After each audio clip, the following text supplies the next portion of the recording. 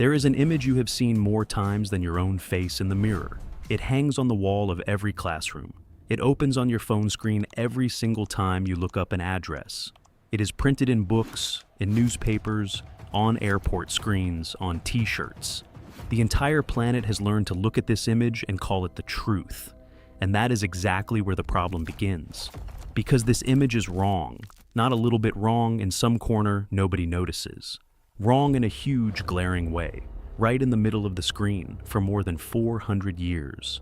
How can the most famous map in history lie to billions of people at the same time, in broad daylight, without almost anyone noticing? The answer begins with a man from the 16th century, runs through a mathematical theorem that nobody on Earth can get around, and ends with a question that may have no answer at all.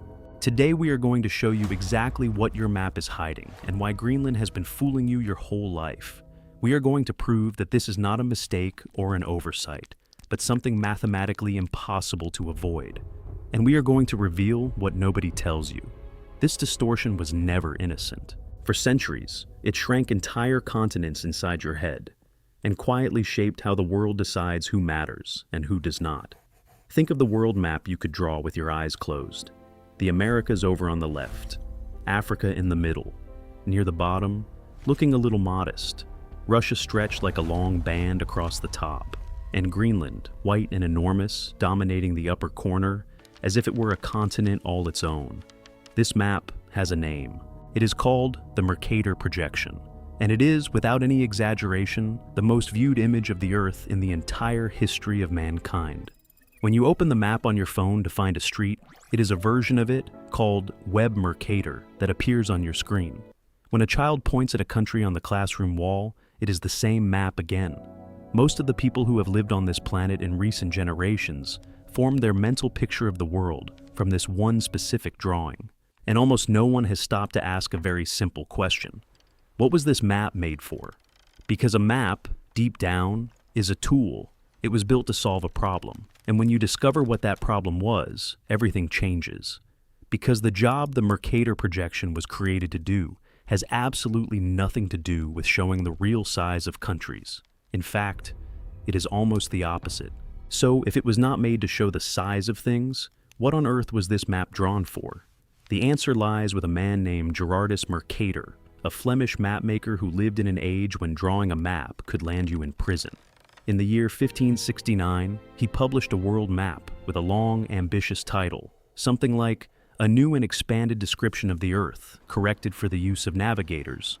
Notice that last part, for the use of navigators. Mercator was not trying to make a pretty portrait of the planet to hang on a wall. He was solving a practical nightmare that was killing real people. Back then, a captain crossing the ocean had no satellite, no radio, nothing but the stars, a compass, and his own courage. To hold his course, he needed to sail along a constant angle relative to north. The problem is that, on a real globe, a route of constant angle becomes a twisted spiral, and drawing that on a navigation chart was nearly impossible. What Mercator did was brilliant and dangerous at the same time. He stretched the planet in a very specific way, so that any route of constant angle would become a perfectly straight line on paper. Suddenly, a captain could take a ruler, connect his starting point to his destination, measure the angle, and follow that direction without thinking. It was the navigation app of the 16th century. It saved countless lives at sea. But it came at a price. For the directions to be perfect, the sizes had to be sacrificed. And Mercator knew it. He did not make a mistake. He made a choice, with his eyes wide open.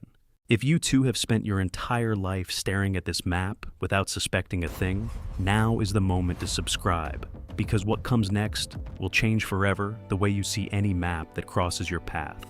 And this is still only the beginning, because that choice by Mercator came at a price the whole of humanity is still paying today, without even noticing.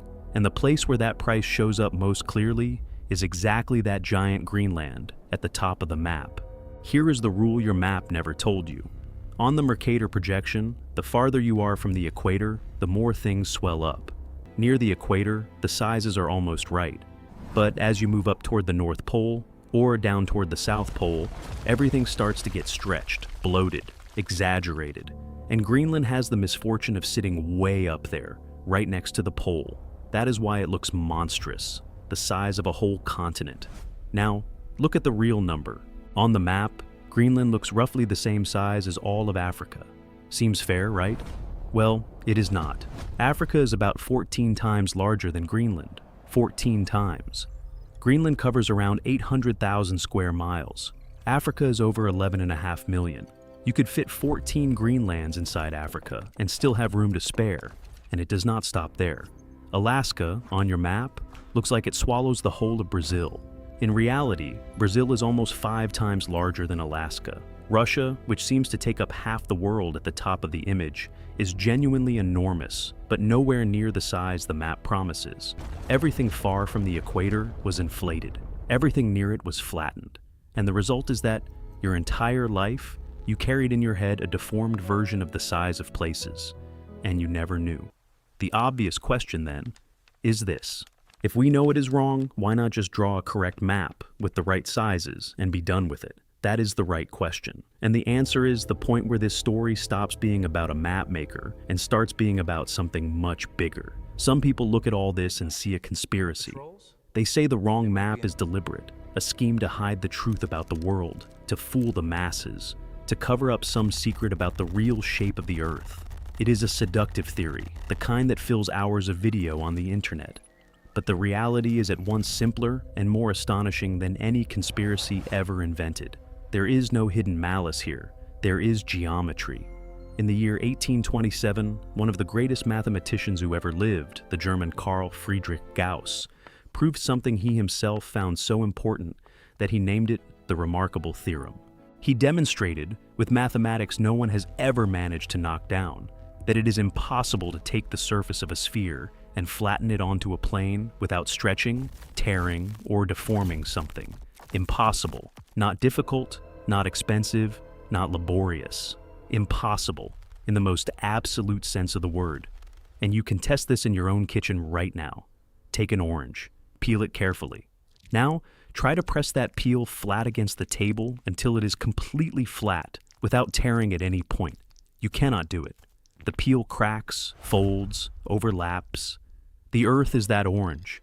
Every flat world map that ever existed, exists, or ever will exist, is, by mathematical obligation, an orange torn in some way. The only choice mapmakers have is not between right and wrong. It is between which kind of error they would rather commit. And since this whole conversation is about the real size and place of things in the world, do this right now. Write down below, in the comments, which country you are watching this video from, and then look that country up on the regular map on your phone to see with your own eyes how inflated or how shrunken it appears. We really want to see how many different corners of the planet you are all watching from right now. Because if distorting is inevitable, and Mercator chose to sacrifice size, an uncomfortable question arises. Why was it precisely this distortion out of all the possible ones that the whole world decided to adopt? And it was exactly that question that, a few decades ago, turned a 500-year-old technical drawing into a genuine battlefield. In the year 1973, a German historian and filmmaker named Arno Peters stepped onto a stage in front of the press and made a serious accusation. He said the Mercator map was not merely inaccurate.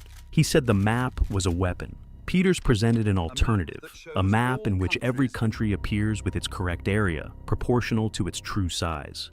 The idea, in truth, was not entirely new. A Scottish clergyman named James Gall had proposed something very similar back in 1855, and almost nobody cared at the time. But Peters knew how to turn mathematics into politics. His argument was direct and cutting. On the Mercator map, the rich countries of the North, Europe, North America, appear big, powerful, at the center of attention. Meanwhile, Africa, South America, and Southern Asia, precisely the poorest and most colonized regions, appear small, squeezed down at the bottom. For Peters, this was not a coincidence. It was propaganda, a map that, generation after generation, taught the world that the North is what matters.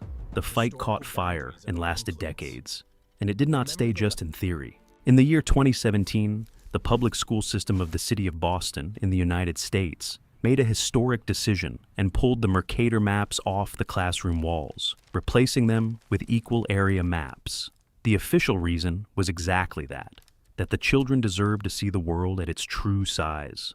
A 16th century navigation drawing had become, 450 years later, a symbol of racism, power, and representation.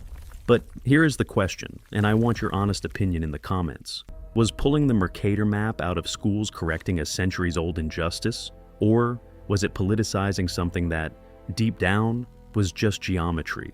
There is no easy answer here, and your opinion is worth as much as any expert's, because behind this whole fight, there is an even more disturbing question.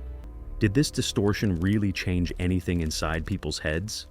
The answer is yes. And the most brutal example of it is the continent your map mistreated the most, Africa.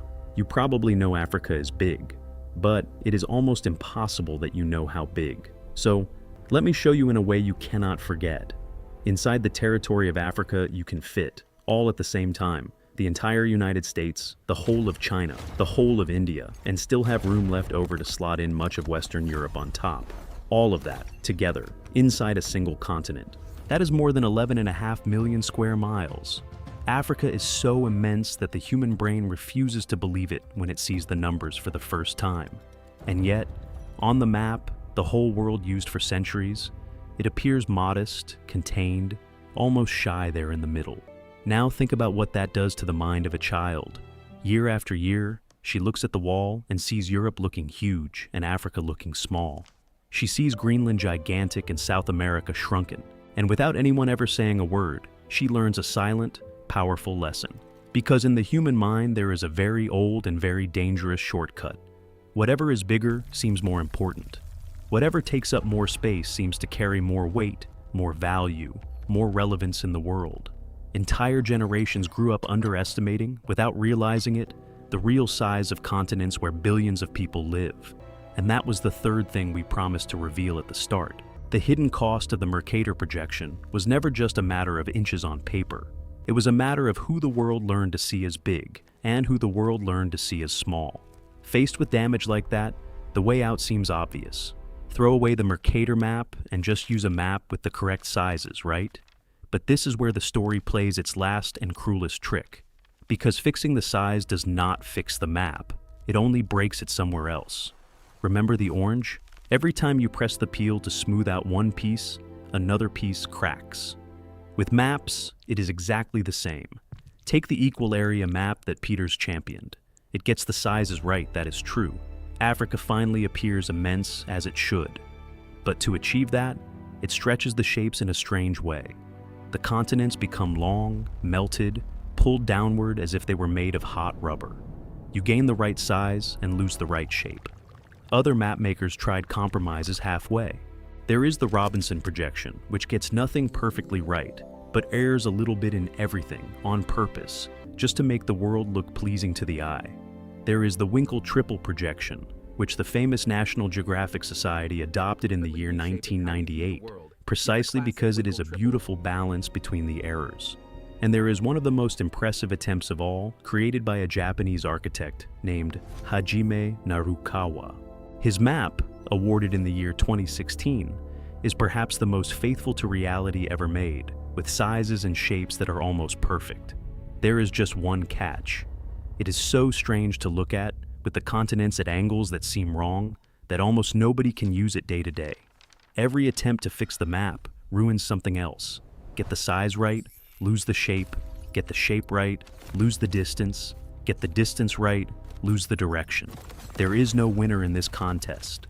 There never was. So after all of this, from Mercator to Gauss, from Peters to Boston, we are left with the question that seemed simple back at the start, and that we can finally face head on.